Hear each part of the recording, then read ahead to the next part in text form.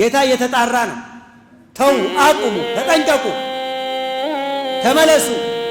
አደጋ የሆነች መዓት ትመጣለች። ያቺ መዓት በዳዮችን ብቻ ነጥላ የማትመታ የሆነች ሁሉንም አንድ ላይ ሰብስባ የምትጠርግ ቅጣት ትመጣለችና እናንተ በዳዮች ሆይ ከበደላችሁ ወደ በጎ ተግባር ተመለሱ እያለ አላህ ይነግረናል።